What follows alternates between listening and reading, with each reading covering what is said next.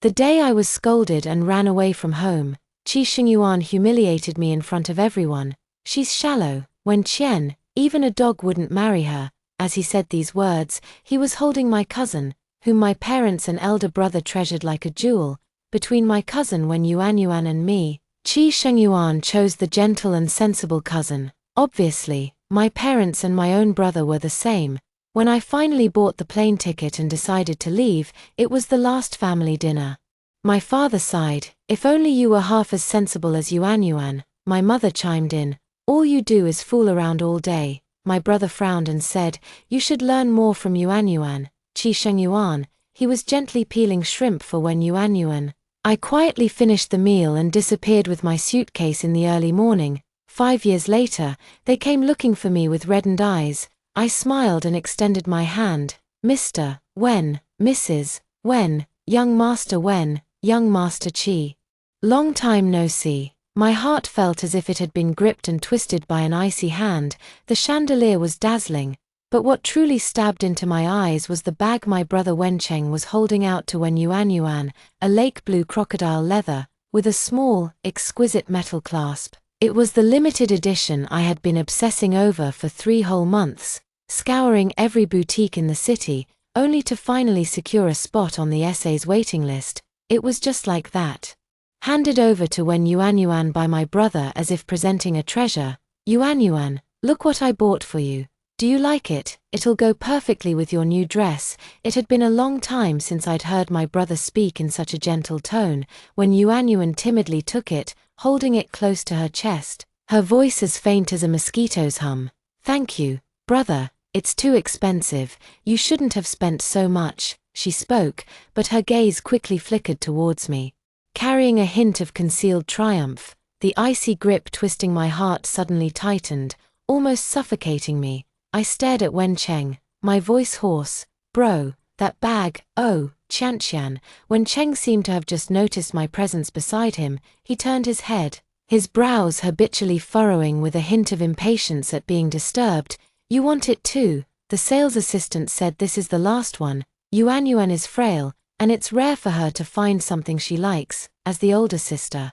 Can't you just let your younger sister have it? Don't be so unreasonable. I'll buy you something else later. Ha, unreasonable. Those 3 words pierced precisely into my already battered and scarred heart. He never used to speak to me like this before, no matter how mischievous or unruly I was. He would only gently pat my head and say, Qianqian, be good, and Big Brother will buy you a pretty little dress. Okay, but now, these 3 words have become Wencheng's most frequent phrase to me. Ever since my parents took in my orphaned and sickly cousin Wen Yuanyuan a few years ago, these 3 words have become my label. Mom. When Yuanyuan took my doll again, when Yuanyuan whimpered timidly, Auntie, I didn't know sister would get angry just from touching her toy. Even though that doll was clearly a limited edition one my uncle specially gave me for my birthday, my mom would immediately put down what she was doing, frown and pull me aside. Qianqian, what's wrong with you? Yuanyuan is your younger sister, it's just a doll. Can't you let her play with it? So unreasonable, uncle, sister. She pushed me down. When Yuanyuan had fallen into the freshly watered muddy soil of the garden herself, yet she falsely accused me of pushing her in front of my father. Without listening to my explanation, my father looked at me with disappointment in his eyes. Wen Qian, how many times have I told you to take care of your younger sister? You're so inconsiderate, every time. Every single time, it's always me who's inconsiderate. My room faces the sun, bigger and brighter. When Yuanyuan first arrived, she timidly said she was afraid of the cold at night. The next day, my belongings were packed up by my mom and stuffed into the small guest room on the shady side. Qianqian, be good. Yuanyuan isn't well and needs the sunlight. You're the older sister. Be sensible and let her have it. Sensible, sensible, sensible. I'm clearly their daughter. Yet they always favor an outsider, completely disregarding my feelings. I'm sick of this damned understanding. I don't want anything else. A surge of rage rushed to my head, burning away all my reason. I pointed at the bag in Wen Yuanyuan's arms, my voice turning shrill. I want this one. I saw it first. I was the one who queued up. Why should she get it? The air in the living room instantly froze. My dad slammed the newspaper onto the coffee table with a loud smack, his face darkening. Wen Qian, how dare you? It's just a bag. What kind of behavior is all this shouting? Yuan is your sister. What's wrong with giving it to her? Do you have any sense of family affection left? Any sense of propriety? My mom also set down her coffee cup, looking at me disapprovingly. Qian, when will you ever grow up? Yuan is so well behaved. Can't you learn from her? All you care about is fighting over these trivial things. Is that really fun? When Yuan seemed startled by my voice.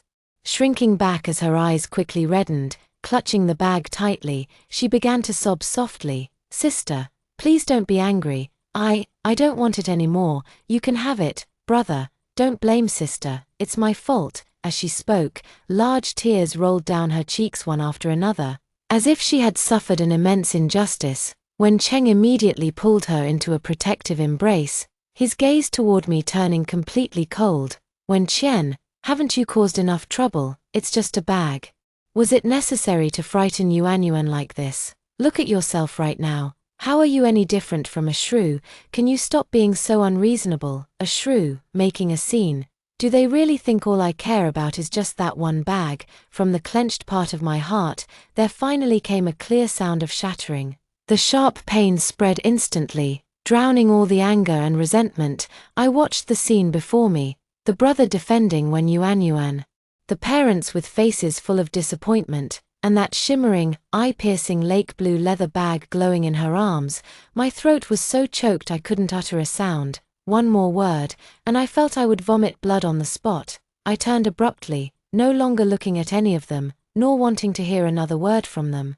Overwhelming humiliation and despair surged over me like an icy tide, drowning me in an instant. I stormed out of the house, slamming the heavy carved wooden door shut with all my strength. Bang! The loud crash cut off any possible sound from behind, perhaps when Yuan's hypocritical sister. Don't go. Perhaps my parents' even harsher scolding, or maybe my brother's impatient let her leave. None of it mattered anymore. The moment the door closed, the heavy dusk outside and the artificial warmth of the lights inside were completely severed. The late autumn wind carried a biting chill, cutting across the face like a knife. I ran aimlessly, my lungs burning fiercely, yet I felt no warmth at all. The labels of shrew and unreasonable seared into my soul like a branding iron. Where to? Where else? In my chaotic mind, only one name remains, Yuan.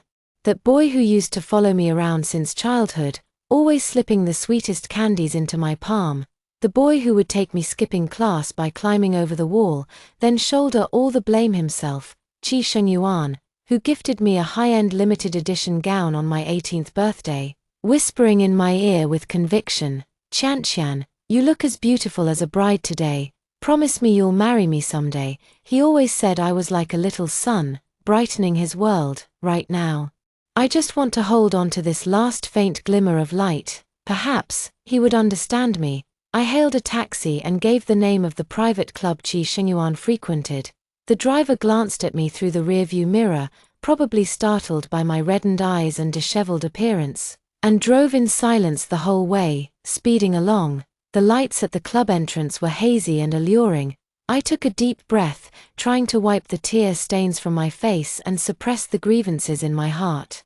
Pushing open the heavy soundproof door, the deafening music and clamorous voices hit me all at once. Amidst the swirling smoke, I spotted Yuan at a glance. He was sitting in the central booth, his posture relaxed and at ease. The dim lighting cast an ambiguous glow on his sharply defined profile. And right beside him, sitting closely, was actually Wen Yuan. She was wearing a simple and elegant white dress, standing out starkly amidst the surrounding extravagance.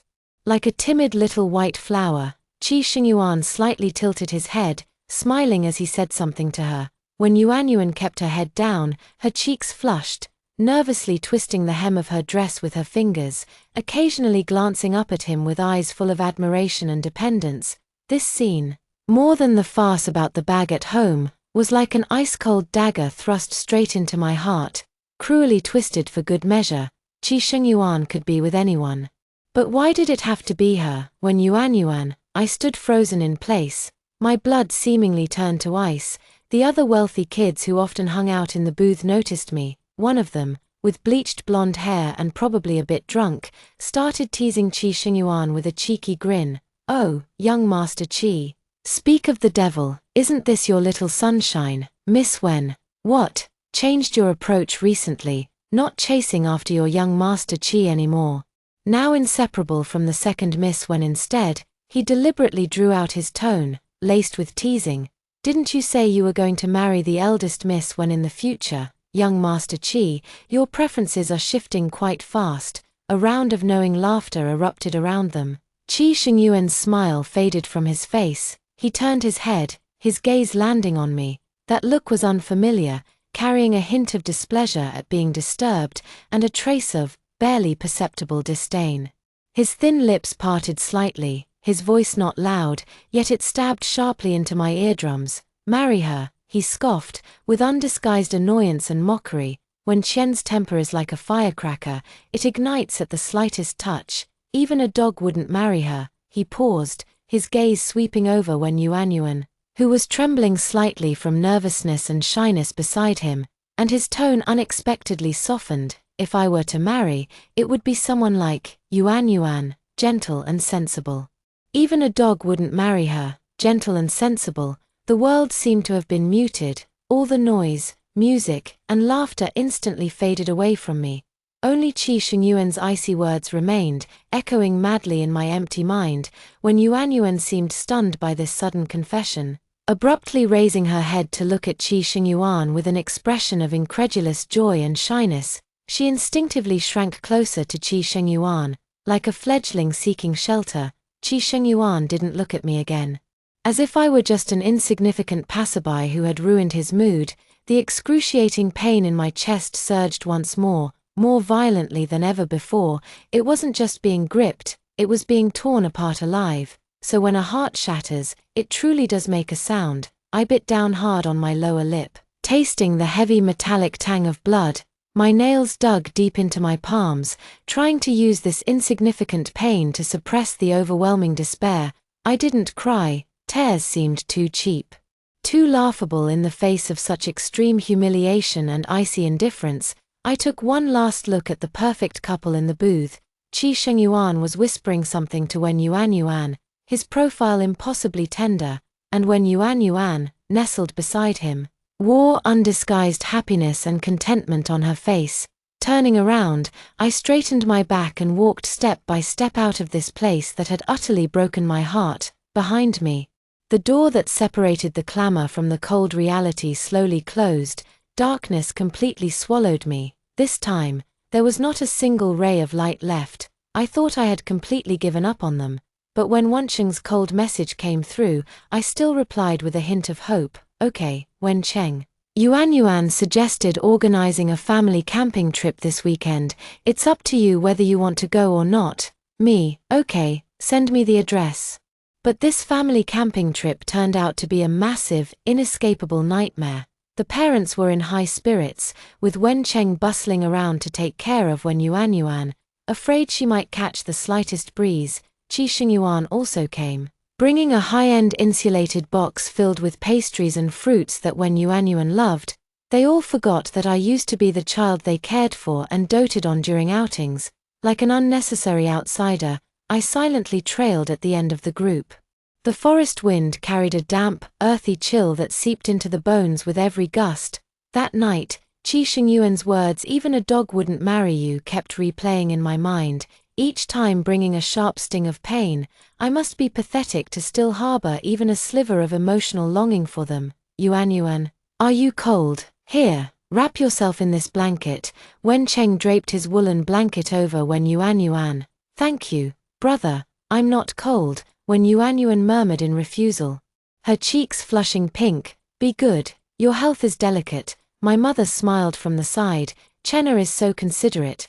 My father also nodded. "Yuanyuan should take more care."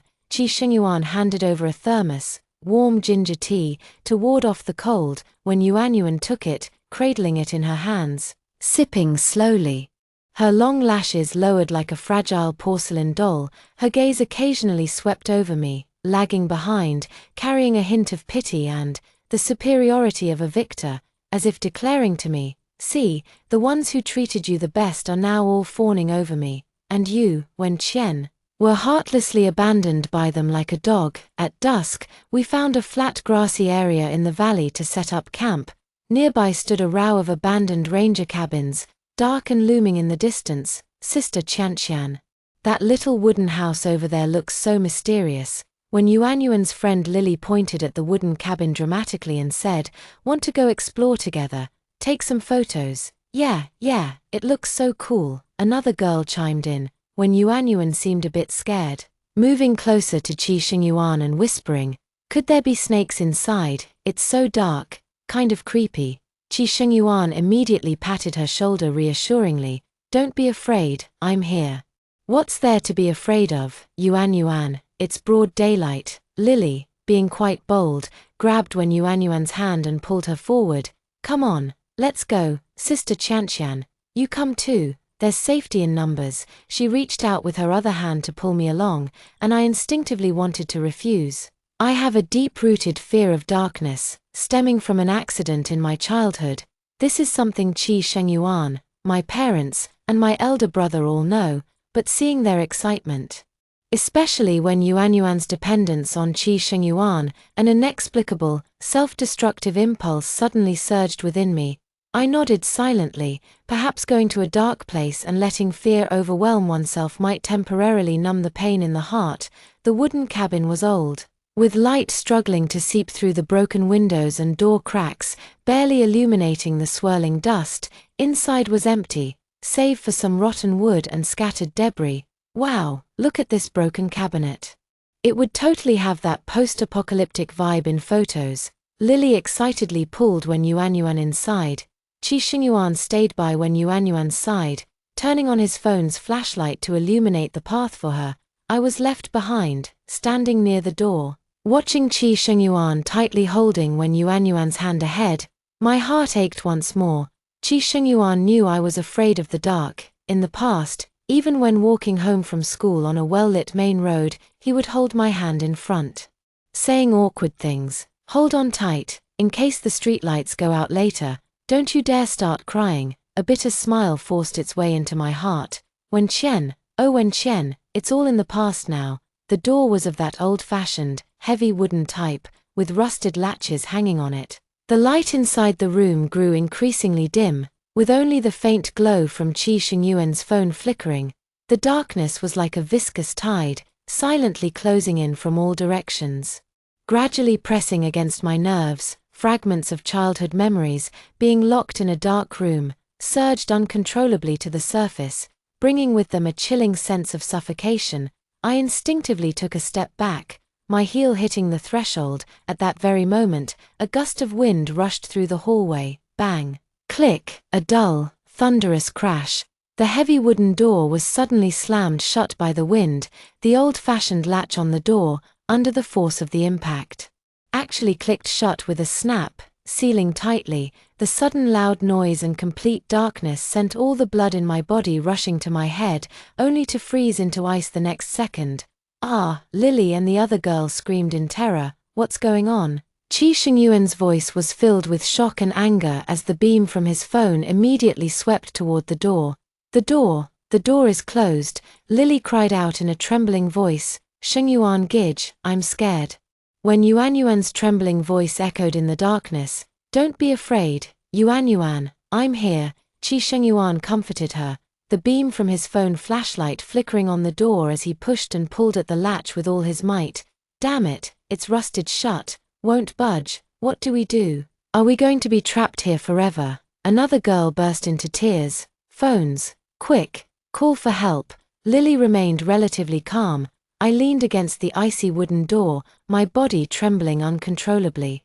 The absolute darkness devoured everything, more real and terrifying than any nightmare. My heart pounded wildly in my chest, each beat bringing a suffocating sense of impending death. Forgotten childhood memories of being trapped in a dark basement surfaced like ghosts. Cold, hopeless, and endless fear gripped my throat, leaving me voiceless. Cold sweat instantly soaked through the clothes on his back, sticky and icy. Hello, Wencheng, it's me, we're at that little cabin. The door got shut by the wind, it won't open, hurry and bring people. Lily's voice was choked with sobs. Yes, that row of abandoned houses in the valley, Yuanyuan is inside too, she's terrified. Qi Xiao is also here. Okay, hurry, another girl urgently added. Yuanyuan, how are you? Don't be scared, your brother and the others are coming right away. Lily turned toward Yuanyuan's direction again. The beam of the phone flashlight swayed in the cramped space, occasionally sweeping over Yuanyuan's pale, terrified face, over Qi Shingyuan's furrowed brow and his relentless attempts to break down the door.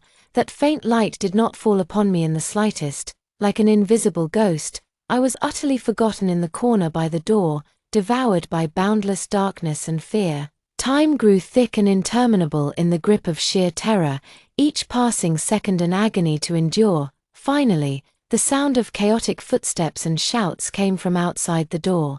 Yuanyuan, are you in there? Don't be afraid, I'm here. It was Wencheng's voice. Shingyuan, what's the situation inside? My dad had arrived too. Uncle, we're here. The door is locked. Qi Shingyuan responded loudly. Yuanyuan, my Yuanyuan, are you okay? If anything happens to you, how can I face your deceased parents? My mother's voice, choked with sobs, was particularly piercing. Outside, the harsh sounds of tools prying and smashing against the door echoed.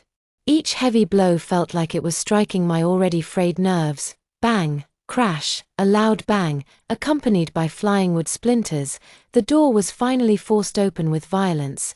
Blinding flashlight beams suddenly shone in. Instinctively, I raised my hand to shield my eyes as the intense light triggered a flood of involuntary tears. Yuanyuan. Several figures rushed in almost simultaneously, heading straight for Yuanyuan, who was being shielded in Qi Shingyuan's embrace. Yuanyuan, are you okay? Are you hurt? You must be terrified. My mother pulled Yuanyuan out of Qi Shingyuan's arms and hugged her tightly, her voice choked with emotion as she carefully checked her over. Wencheng also pushed his way to the front, his face ashen. What happened? How could she have been locked inside? Qi Shingyuan, what were you doing? You were supposed to keep an eye on Yuanyuan. Though my father remained silent, his clenched jaw and furrowed brow clearly conveyed his concern for Yuanyuan and his fury over the accident. Qi Shingyuan wore a hint of guilt on his face as he said solemnly. A gust of wind blew the door shut, and the latch was rusted tight. It wouldn't open. Yuanyuan was terrified. His gaze swept over Yuanyuan's pale little face, filled with heartache. When Yuanyuan nestled in her mother's arms, her body still trembling slightly as she sobbed softly. Auntie, it was so dark, I was so scared. Cough. She suddenly started coughing violently, her little face turning red from the strain. Oh no, she's caught a chill. It must be from the fright and the wind. My mother grew even more concerned, hastily taking off her own coat to wrap around her. Quick. Let's get back to the camp. Chenga, bring the car over. We need to get Yuanyuan something warm right away. Got it. Wencheng immediately turned and ran outside. Uncle, Aunt, take Yuanyuan back first. It's windy here. Qi Shingyuan immediately said. A group of people crowded around Yuanyuan, as if holding a fragile treasure, and hurriedly surged toward the door. The flashlight beams swayed with their movement, sweeping over the wood shavings scattered on the ground and over the terrified faces of Lily and the others.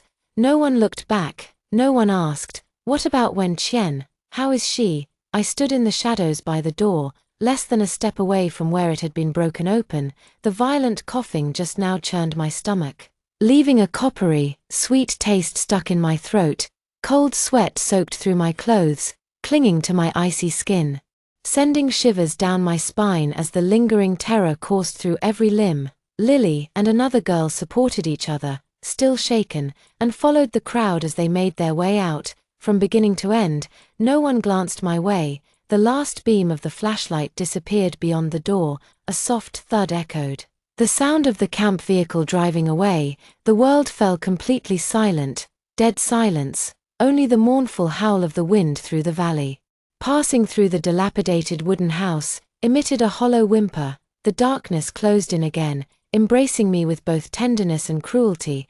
I leaned against the cold, rough wooden door, my body slowly sliding down until I collapsed onto the icy, damp, and dust-covered floor. No light, no voices. Tears finally surged belatedly, scalding as they streamed down my frozen cheeks, crashing onto the ground. Not because I'm afraid of the dark, it's because I've finally realized, in this world, there truly won't be anyone left to light a lamp for me in the darkness, or to open a door for me. Wen-Chen, what exactly are you still hoping for? Heartbreak. So this is what it feels like, not an acute pain, but an endless chill and emptiness. I curled up in the icy darkness, unsure how much time had passed until my body grew numb from the cold and my tears ran dry, leaving only a near-nothingness of calm. As dawn approached, I dragged my stiff, frozen body back to the camp, step by step.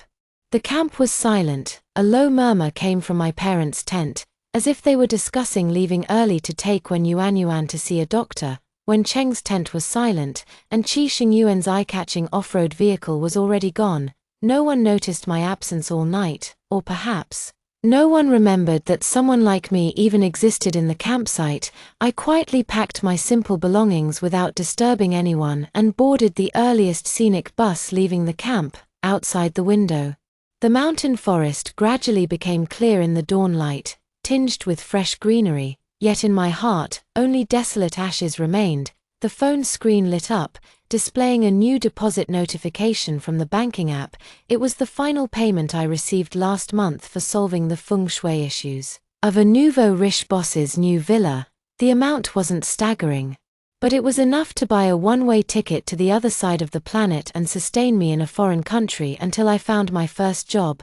My fingers slid across the cold screen, finally pausing on the airline app icon. Open, search, select destination. A Nordic city renowned for its freedom and inclusivity, far enough to leave all the past behind. Payment, confirmed. The soft chime signaling the generation of the e-ticket was subtle, yet it acted like a key. Clicking open a heavy shackle with a quiet snap, as I stared at the words payment successful on the screen, a faint glimmer of light finally pierced through the barren ashes in my heart. It wasn't joy, just a drained, almost exhausted calm, as if the dust had finally settled. I turned off my phone and walked to the window. Outside was the meticulously manicured lawn and rare flowers of the Wen family garden, bathed in the artificial, climate-controlled happiness. All of this felt so familiar to me, yet so suffocating. Before Wen Yuanyuan arrived, I often played in the garden, with my parents running around me and my older brother lifting me onto his shoulders. Now, the protagonist of the story is no longer me. I think it's time to end it.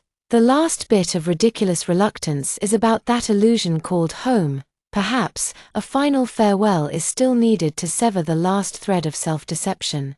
Even if only to draw a clear and resolute full stop to the absurdity of these past 20-some years. I picked up my phone and opened the nearly silent family group chat. My fingers hovered over the screen for a few seconds before finally typing out a line.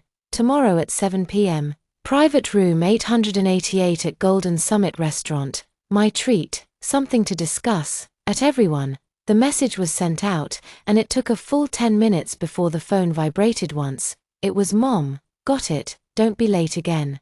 Followed immediately by Wencheng. Alright, just in time. Yuanyuan was craving their crab roe lion's head. Dad didn't reply. Qi Shengyuan, I sent him a message too, but he didn't reply, probably busy, or with someone. As expected, I tugged at the corner of my mouth. That faint glimmer of light seemed to brighten just a little more. Great, even the last bit of hesitation is gone. The next evening, Jindingshuan was brilliantly lit. Private room 888 was luxuriously spacious. With a massive crystal chandelier refracting dazzling light, I arrived 15 minutes early. The large round table stood empty, with waiters quietly setting the tableware. Time ticked by, and at exactly 7 o'clock, the door to the private room was pushed open. My parents walked in. My father with his habitual slight frown and my mother looking somewhat weary. Next came Wencheng, carefully shielding Wen Yuanyuan, who wore a soft apricot-colored dress today. Her face bore a trace of sickly pallor, making her appear even more delicate and pitiable. Dad, Mom, Brother.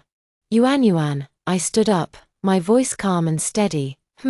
My father responded, taking his seat at the head of the table. My mother glanced at me, her gaze lingering on me for less than a second before turning to Yuan, sit down quickly, don't tire yourself, how are you feeling today? Still coughing, much better, auntie. When Yuan smiled softly, sitting down on the chair Wen Cheng had pulled out for her, Wen Cheng sat down beside her and casually asked me, "Where's Qi Shengyuan? Didn't he come with you?" His tone carried a natural curiosity. "He's busy," I replied tersely with just 2 words before taking a seat as well.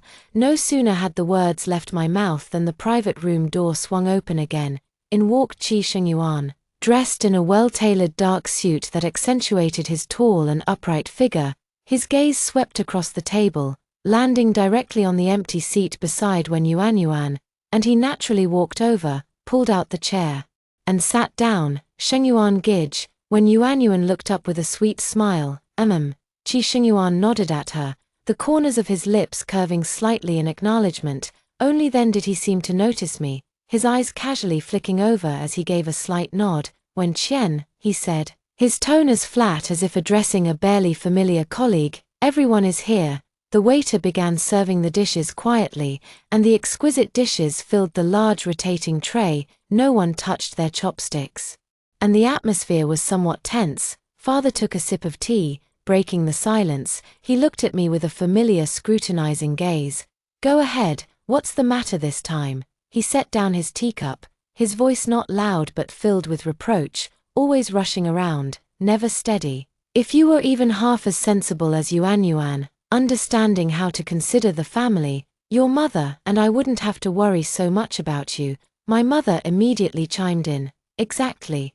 Yuan is so worry-free, gentle and caring, and all you do is play outside, hanging around with all sorts of questionable people, coming home in the dead of night. What kind of behavior is that?" As she spoke, her gaze swept over my simple black shirt and trousers, her frown deepening as if my outfit were some kind of disgraceful attire. Wen Cheng scoffed, picking up his chopsticks to place a glistening shrimp dumpling on Yuan's plate without even looking up. "Dad's right. Wen Qian, it's time you settled down. Stop fooling around all day, stirring up trouble. Learn from Yuan. See how she carries herself." The lazy Susan rotated silently. The exquisitely plated steamed red grouper that Qi Shengyuan had noticed when it was first served had now come to a stop right before Yuan. "Yuan, try this fish, it's very fresh and tender." He picked up the serving chopsticks and, with practiced ease, carefully separated a piece of the most succulent, boneless belly meat before placing it steadily into Yuan's dish. Yuan's cheeks flushed slightly as she whispered, "Thank you, Shengyuan." Qi Shengyuan didn't respond, simply picking up another braised prawn. His slender fingers deftly peeled away the bright red shell, revealing the tender white meat inside, which he then placed once more into Yuan's dish. Throughout, he remained focused on his task, his gentle gaze fixed on the growing pile of food in Yuan's dish. Didn't even glance at me again. I watched the scene before me quietly. He probably forgot. It used to be him peeling for me, and everything he put in Yuan's bowl was what I loved to eat. My father's disappointment, my mother's reproach, my brother's undisguised comparisons and belittling, and Qi Shengyuan's meticulous care for Yuan. As if no one else was around, they gathered around the round table, a symbol of reunion and family bonds, completely excluding me. I felt no anger, no grievance, not even sorrow, only absurdity. The barren ashes in the depths of my heart were doused of their last remaining warmth by this final scene before me. So this is what it means for the heart to die utterly, when even pain can no longer be felt. I picked up my chopsticks and took a piece of the jellyfish salad closest to me. I ate quietly, chewing slowly and deliberately, listening to their concerned inquiries about Yuan and their labeling of me as immature and fooling around. Watching Qi Shengyuan serve Yuan another small bowl of warm matsutake chicken soup, the meal proceeded with an unusual calmness, as quiet as a mime show with a foregone conclusion. The dishes on the plate gradually emptied. The waiter silently cleared the empty plates and brought an exquisite fruit platter and hot towels. I set down my chopsticks, picked up the warm towel, and carefully wiped my hands and the corners of my mouth. Then, I raised my head and calmly swept my gaze over each person at the table. Their eyes, some bright, some dark, some still carrying traces of reproach, others indifferent as if it had nothing to do with them, finally focused briefly on me. I slightly twitched the corner of my mouth, forming a faint, almost imperceptible smile that was utterly detached. The voice wasn't loud, yet it rang clearly in the suddenly silent, luxurious private room. "I'm done eating. Please take your time, no explanation. No farewell." With that, I picked up the thin coat draped over the back of the chair and stood up, under the stunned, frowning, utterly bewildered gazes of everyone. I turned around and walked out of this gilded cage, step by step, steadily and resolutely. The door closed softly behind me. It shut out all sounds, completely severing me from that world called the past. 3 o'clock in the morning. The Wen family villa was engulfed in silent darkness. I dragged my small suitcase, just big enough for the bare essentials, across the carpet, its wheels rolling without making a sound. I stopped at the entrance and took one last look at the place where I had lived for 20 years, the enormous crystal chandelier, the expensive Persian rug, the priceless oil paintings on the walls. It was long overdue for me to leave. Without any hesitation, I took out my phone, swiped my finger, and opened the contacts list, those once intimately familiar names: Dad, Mom, Brother, Qi Shengyuan, stood like a row of cold tombstones. Delete, confirm. The action was swift and decisive, without the slightest hesitation. Next is WeChat, where the family group still holds my last message about organizing a gathering. Open, exit. Then, the list of names connected one by one. Delete, confirmed. The screen light went out, and the world fell completely silent. I fished out a small plastic card holder from my pocket, containing a brand new SIM card, prying open the card slot. I removed the old SIM card that had accompanied me for years, carrying all my past connections. Without a moment's hesitation, the fingers released their grip. Click. That small card, like a withered leaf, drifted lightly downward, falling into the gaps between the white pebbles in the decorative vase by the entrance. In an instant, it was swallowed up, vanishing without a trace. Then, I slid that brand new SIM card into the slot. Click, a soft sound, like a lock turning, sealing the world behind me completely. After doing all this, I pulled up the collar of my coat to cover my jaw, gripping the cold handle of the suitcase. I pushed open the heavy villa door. The late autumn wind at dawn, carrying a biting chill, rushed in instantly, dispelling the last trace of stifling air in the room. The air was cold and fresh, carrying the scent of freedom. I took a deep breath, and the icy air flooded my lungs, bringing a sharp sting, yet strangely refreshing. Without looking back, dragging my small suitcase, I stepped into the boundless night outside the door. At the street corner, a pre-booked taxi waited quietly, its vacant light glowing red. I opened the door, got in, and calmly said, "The airport." The engine started, and the car smoothly glided into the empty streets of the early morning. Outside the window, the scenery rapidly receded into the darkness. The familiar streets gradually grew distant, blurred, and finally disappeared in the rearview mirror. I leaned against the cold car window, watching the swiftly flowing darkness outside. Above the barren ashes in my heart, something was quietly sprouting. Not joy, not anticipation, but something long lost, heavy, yet undeniably real: relief. 5 years is enough time for a city to undergo earth-shaking changes, and for a person to be completely transformed. In H City, located in Northern Europe, the late autumn sunlight generously floods the entire modern-style press conference venue through the expansive floor-to-ceiling glass walls. The air is filled with the crisp scent of pine wood and the rich aroma of freshly ground coffee. The seats below the stage are fully occupied, with cameras of all sizes focused intently on the platform. I stood on the podium, wearing a sharply tailored pearl-white suit dress that outlined a professional silhouette. Therefore, based on in-depth user behavior analysis and cross-cultural aesthetic models, the design philosophy of our Nova Link series is not only about breaking through physical barriers but also dedicated to building a bridge of borderless emotional resonance. My voice, amplified by the microphone, rang clearly through the venue, steady, confident, and carrying a well-honed composure. 5 years, from a penniless stranger in a foreign land who couldn't speak the language, to standing here today as the co-founder and chief product experience officer of the red-hot smart home brand Novalink. Only the endless winter darkness of City H and that simple camp bed beneath my office desk know the blood, sweat, tears, struggles, and countless sleepless nights in between. Applause erupted at just the right moment, polite yet enthusiastic. Camera flashes merged into a silver ocean. I gave a slight nod of acknowledgement, my gaze calmly sweeping across the audience below. Just as my line of sight passed over the side entrance at the back of the venue, several figures abruptly caught my eye. They stood there, distinctly out of place among the surrounding business professionals and media reporters.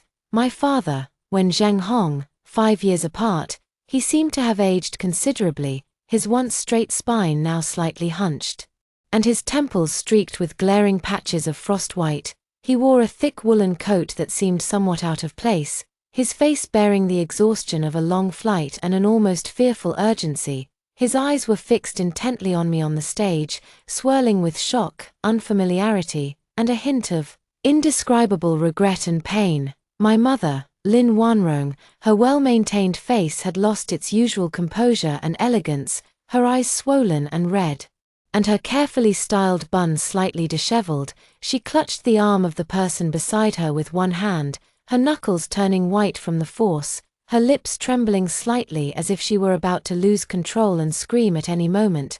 The one whose arm she was gripping was Wen Cheng, my brother. He seemed to have changed the most. The once spirited and brilliant young man was nowhere to be seen. His face was an unhealthy shade of grayish-white, and his figure had grown noticeably thinner. Swallowed up by a dark overcoat that hung loosely around him, his lips were pressed tightly together, his brow deeply furrowed. In his eyes, there was an expression of stunned disbelief, profound guilt, and the dazed pain of someone who had just been brutally slapped in the face by reality. Standing on the other side of Wen Cheng was Qi Shengyuan. Time seemed to have been especially kind to him, still handsome and tall, his expensive tailored suit accentuating his broad shoulders and narrow waist. Yet that once effortless air of aristocratic grace was now replaced by a heavy gloom and exhaustion. His jawline was tightly clenched, his thin lips pressed into a cold, unyielding line. Those once deep eyes brimming with starlight now lay dark and hollow, reflecting only the radiant yet utterly unfamiliar figure on the stage. His gaze bore down on me with an intensity that carried undiluted shock, anguish, and remorse, and a trace of something I had never seen in his eyes before. Something almost like a humble plea. Across the clamorous applause and blinding camera flashes, across 5 long years and 10,000 kilometers of physical distance, their gazes hooked into me like barbed ropes, coiling tightly around my heart. The spot where my heart is seemed to be lightly yet firmly struck by the combined force of those gazes. My assistant once told me, "President Wen, it seems your family back home has been searching for you all along, and that person named Qi Shengyuan too. They've posted a hefty reward worldwide to find you." "Oh, really?" I replied indifferently, without a hint of hesitation, and immediately immersed myself back into the busy work. Now, seeing them in person at the press conference, my heart didn't ache as intensely as I had anticipated. There was only the faintest whisper of sensation, fleeting. My gaze didn't linger on them for more than a second. The smile on my face remained unchanged as I smoothly concluded my speech. Gracefully bowing to the audience once more, "Thank you all." Thunderous applause erupted again. I turned and, surrounded by my assistants and security personnel, walked with calm and steady steps toward the backstage passage. "President Wen, please wait." "Ms. Wen, one more question, please." Behind me came several urgent calls in both Chinese and English, some from the media, and seemingly, mixed among them was a familiar, trembling voice. I didn't look back. The door of the passage silently closed behind me, cutting off all the noise and prying eyes. In the backstage lounge, the assistant quickly caught up and handed me a glass of warm water. her tone carrying a barely noticeable tension.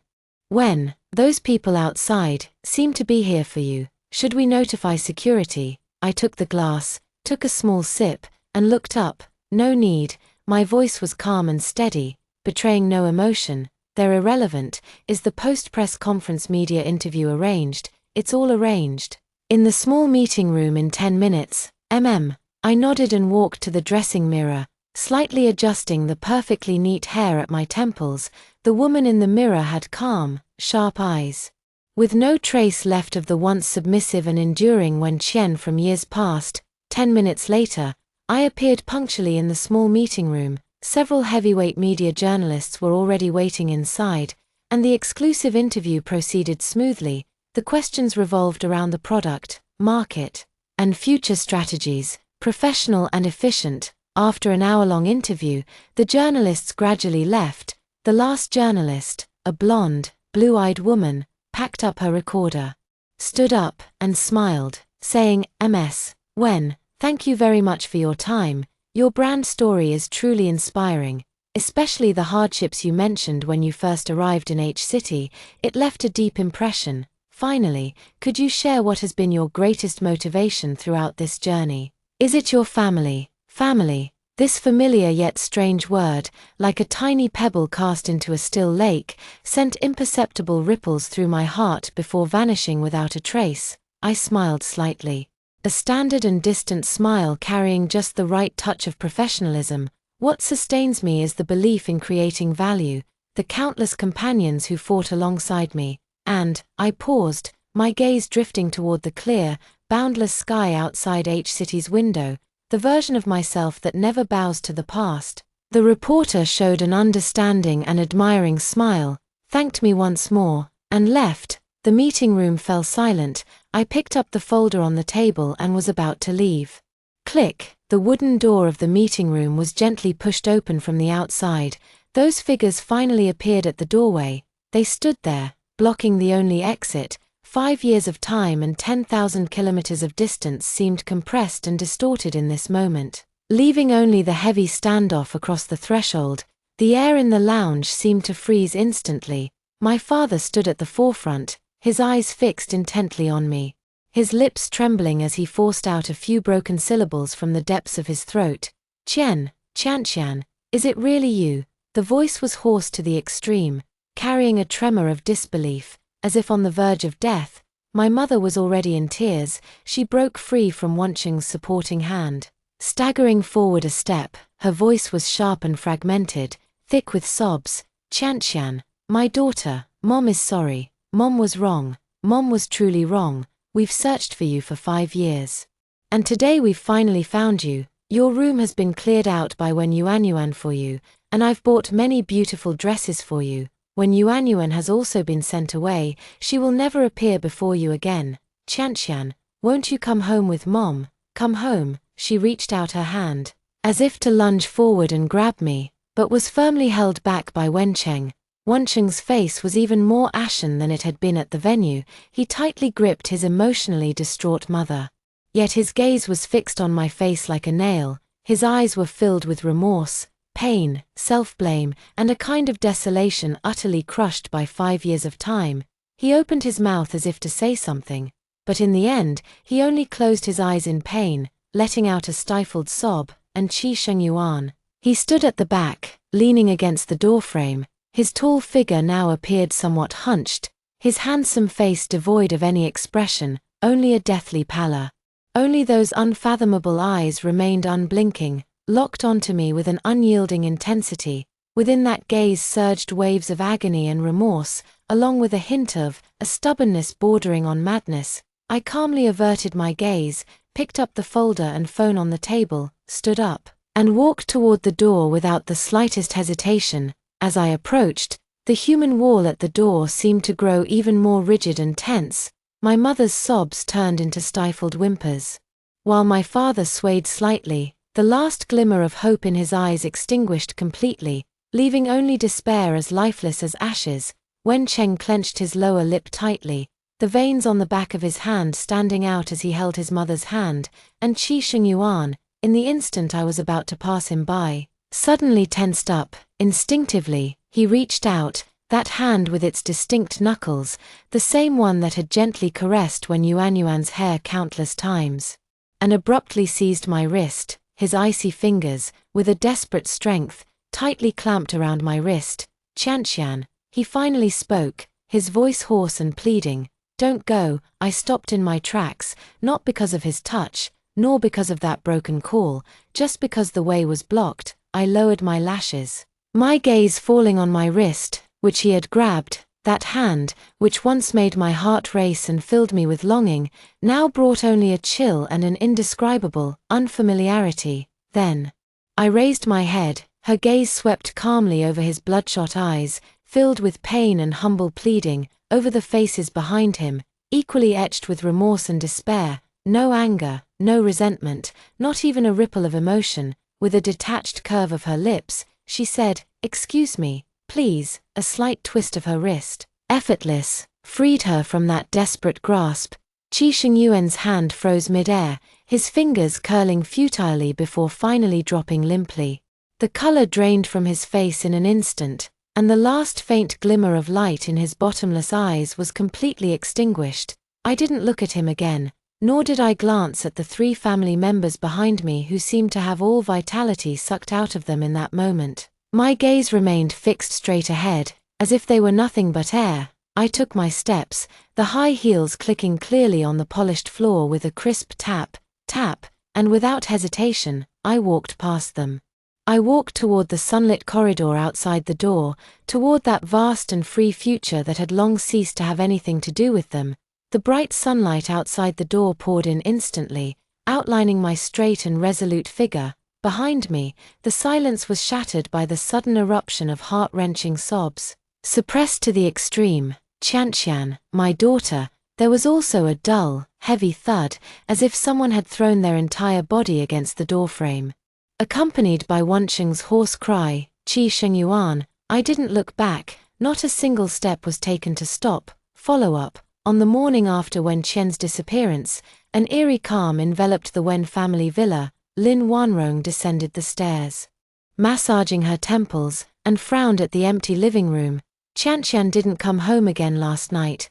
This child is becoming more and more outrageous." Her tone carried the usual reproach as she turned toward the kitchen to prepare Wen Yuanyuan's stomach-nourishing breakfast. Wen Zhenghong sat at the dining table reading the newspaper and merely snorted in response without looking up. Let her be, she's well over 20 and still doesn't understand basic manners. What about Yuanyuan? Let her sleep in. She was frightened during the camping trip the other day. When Cheng appeared yawning and casually replied, "Who cares about her? She'll come back when she's had enough fun." "Did Yuanyuan sleep well last night? Mom, make her some bird's nest soup to calm her nerves." His attention was entirely on his phone as he busily messaged Qi Shengyuan to arrange taking Wen Yuanyuan to see the newly released movie that evening.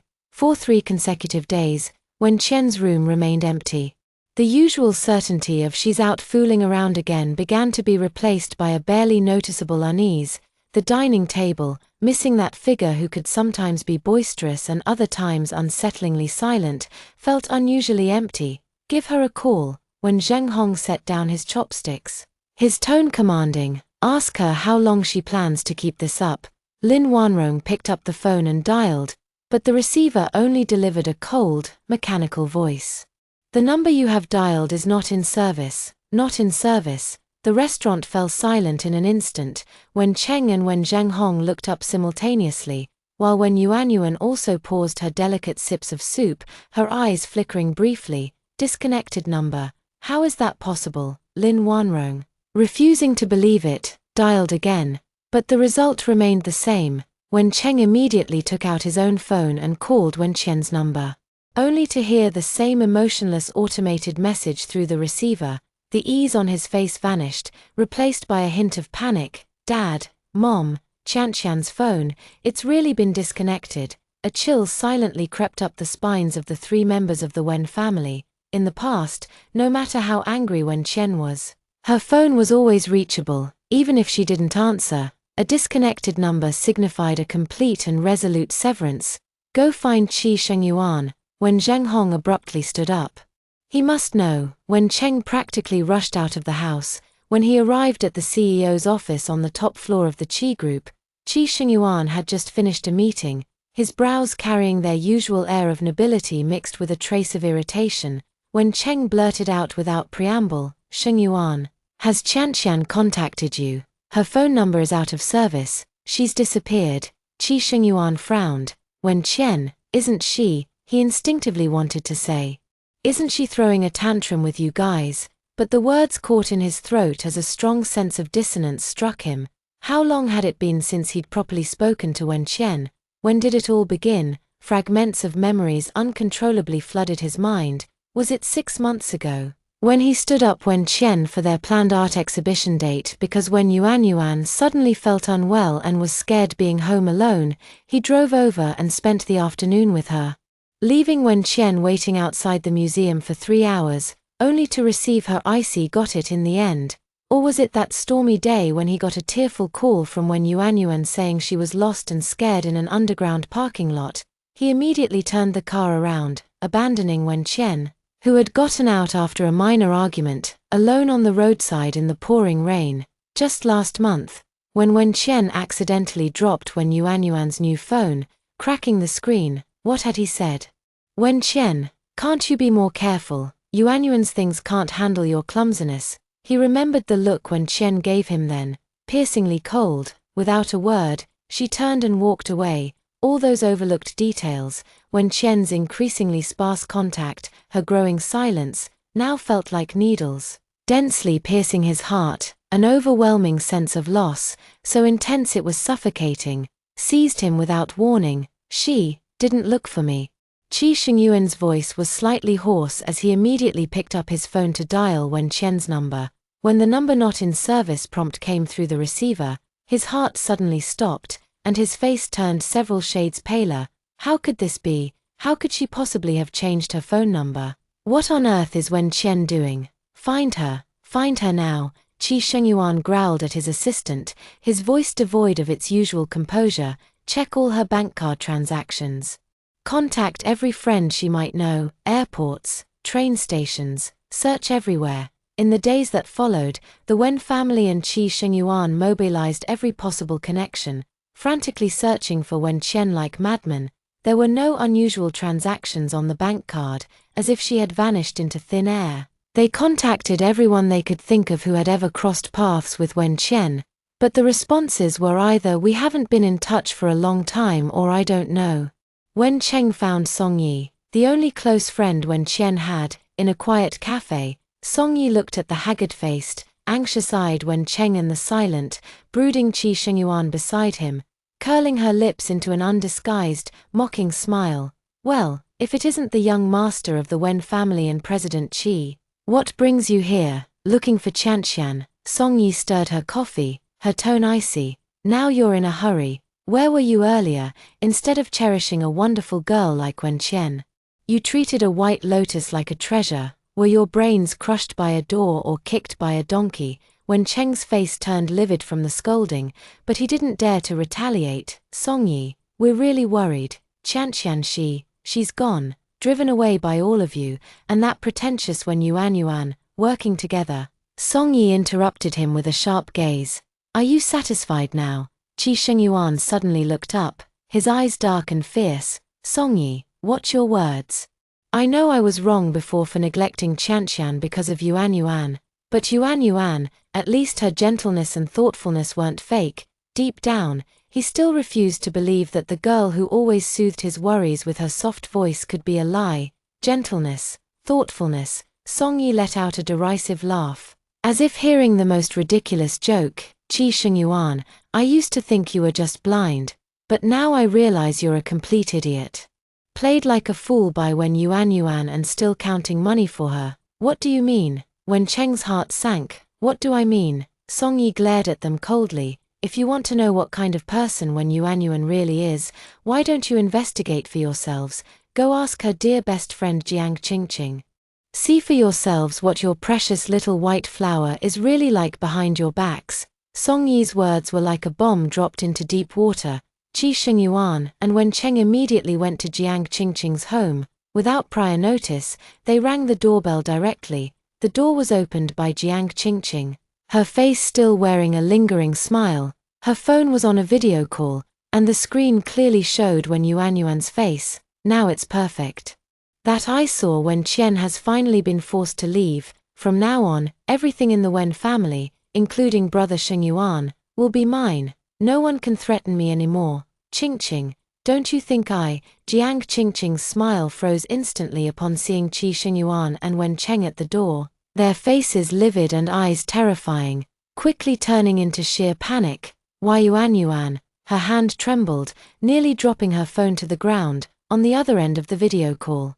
When Yuanyuan also caught sight of the figures at the door, her triumphant voice cut off abruptly, her face turning deathly pale in an instant. With a sharp scream, the video call was abruptly ended. No, young Master Qi, young Master Wen, Jiang Qingqing tried to close the door, but Qi Shengyuan grabbed her wrist. Speak, what exactly did Wen Yuanyuan mean just now? Qi Shengyuan's voice was low, his gaze icy enough to freeze someone to death. Wen Cheng also stared fixedly at her, the veins on his temples throbbing violently. Under the immense pressure and threats from the two, Wen Yuanyuan's so-called best friend completely broke down, confessing through tears and snot. The truth was like the filthiest abscess being lanced open. Wen Yuanyuan never had any congenital weakness at all. After her parents passed away that year, she set her sights on the affluent Wen family, meticulously planning to feign fragility and play the victim to gain sympathy.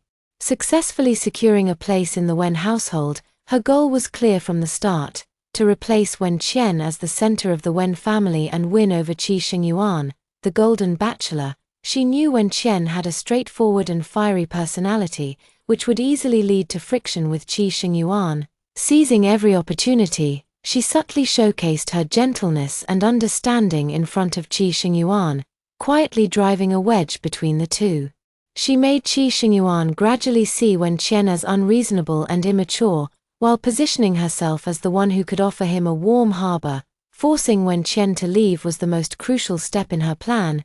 She exploited the Wen family's preference for obedience and their guilt towards her, repeatedly sowing discord, framing Wen Qian, and escalating conflicts between Wen Qian and her family, ultimately driving Wen Qian to leave with a broken heart. Every word Jiang Qingqing spoke was like a red-hot branding iron, searing deeply into Qi Shengyuan and Wen Cheng's hearts. Their self-righteous judgments, their biased favoritism, every accusation they hurled at Wen Qian and every defense they mounted for Wen Yuanyuan, all became the sharpest knives in Wen Yuanyuan's hands, slowly carving away at Wen Qian's heart. They felt as if struck by a bolt from the blue. Regret surged over them like a tidal wave, swallowing them whole in an instant. The Wen family villa. When Wen Yuanyuan was dragged back to the Wen family by Wen Cheng like a dead dog, facing the shocked, furious, and remorseful gazes of Wen Zhenghong and Lin Wanrong, along with Qi Shengyuan's look that seemed to wish she could be torn to pieces, she knew it was all over. Get out. Wen Zhenghong pointed at the door, his hand trembling violently. Take your things and get out of the Wen family immediately. Never let me see you again. Lin Wanrong had already collapsed on the sofa in tears, beating herself. I was blind. It's all my fault for harming Qianqian. When Yuanyuan watched the chaotic scene, her face not showing fear but instead twisting into a perverse delight and mockery, she shook off Wen Cheng's hand, straightened her disheveled hair, glanced around the opulent yet now unwelcoming place, and let out a shrill laugh. Get out, of course I'll get out. But do you really think pushing all the blame onto me will solve everything?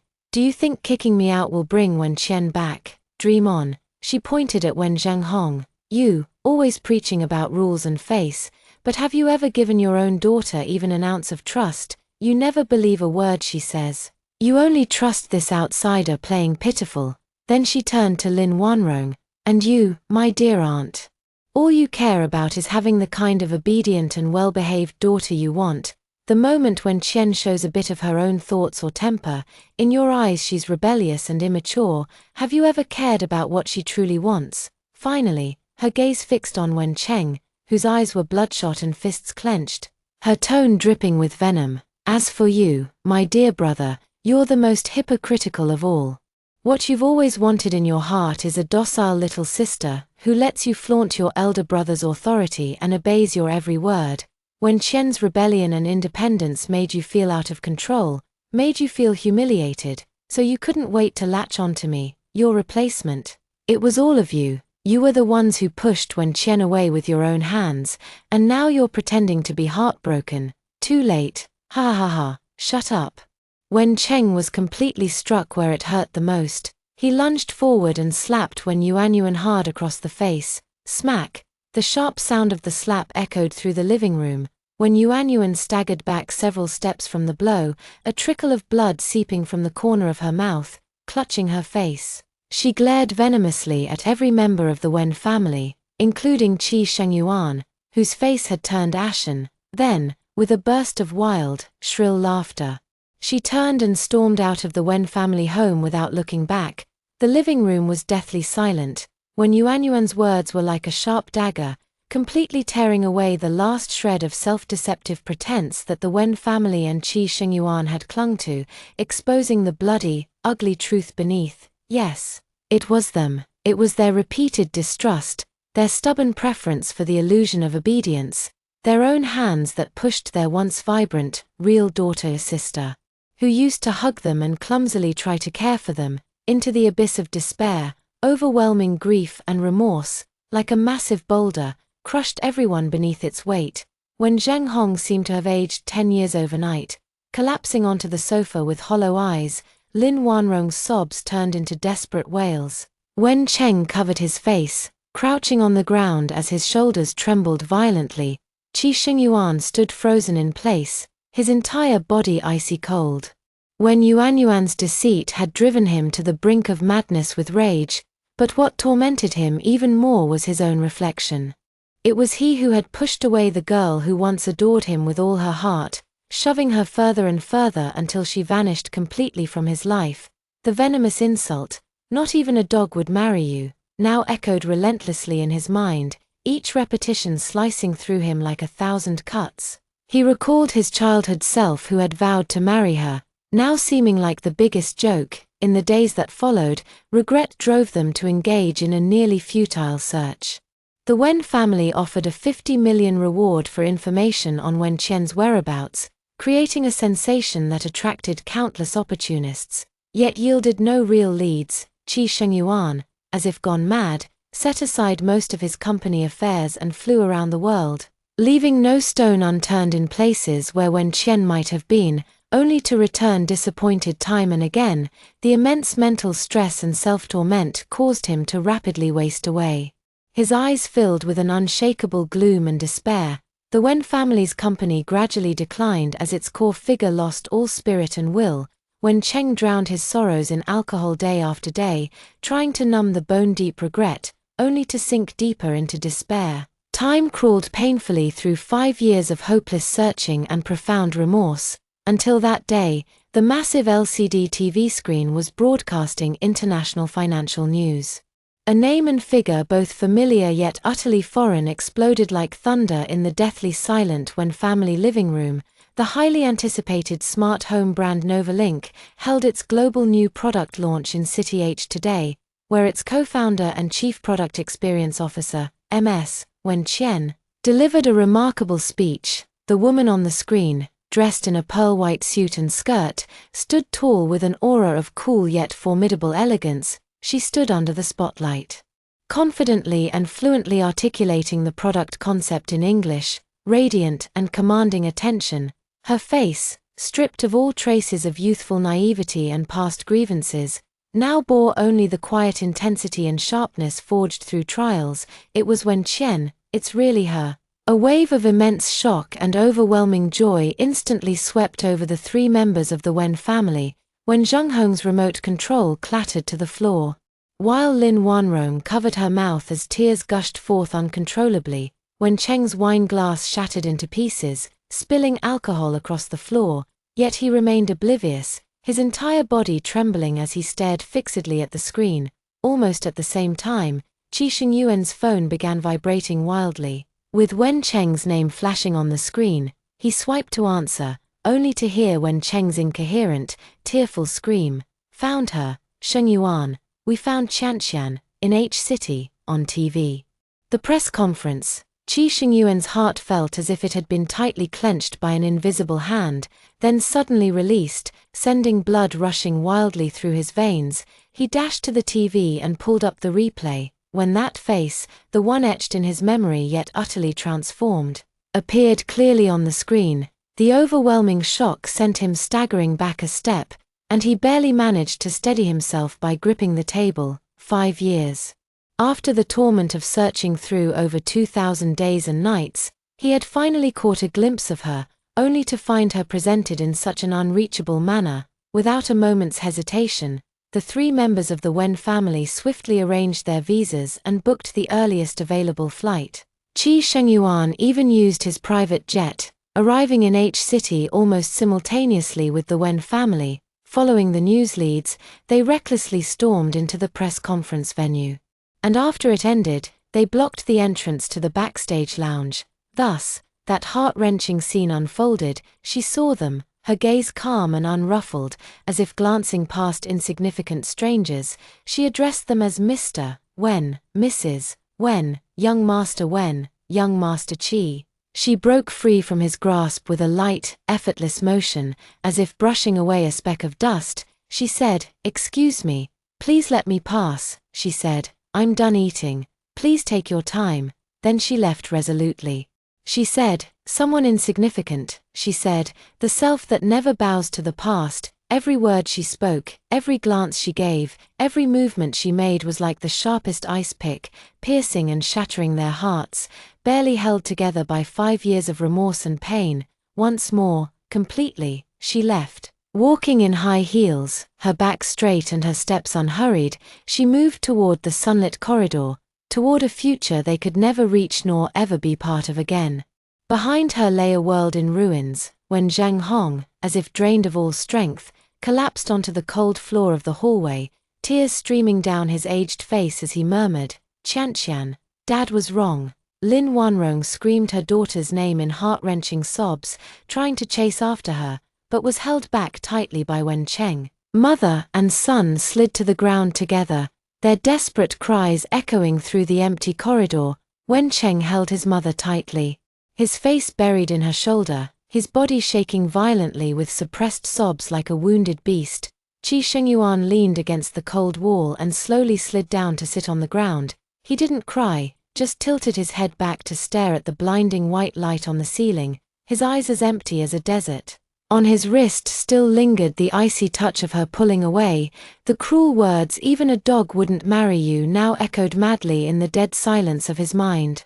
Accompanied by her final distant and icy young Master Qi, plunging him irrevocably into the abyss of eternal damnation, he knew he had lost her forever, the girl who would carefully give him all her chocolates just to make him smile, who would study math and science desperately to attend the same university as him, who would try on dresses in styles she disliked just because he said they didn't look good, the girl who had once been like a little sun, illuminating his life. He had personally extinguished all her light and warmth. Later, it was said that Qi Shingyuan never married in his lifetime. He became even more reticent, devoting all his energy to work. Under his iron-fisted leadership, the Qi Group's empire continued to expand. But the loneliness and gloom that surrounded him could never be dispelled. The place by his side remained forever vacant. After being expelled from the Wen family, when Yuanyuan couldn't bear the loss of her privileged life. With her remaining charm and cunning, she quickly became the mistress of an elderly wealthy man. However, the good times didn't last long. She was discovered by the man's legal wife. The wife was ruthless. She had Wen Yuanyuan's limbs broken and completely driven out of the city. Having lost her only support and now disabled, when Yuanyuan's fate was predictable, she eventually vanished into the mire of the lower society.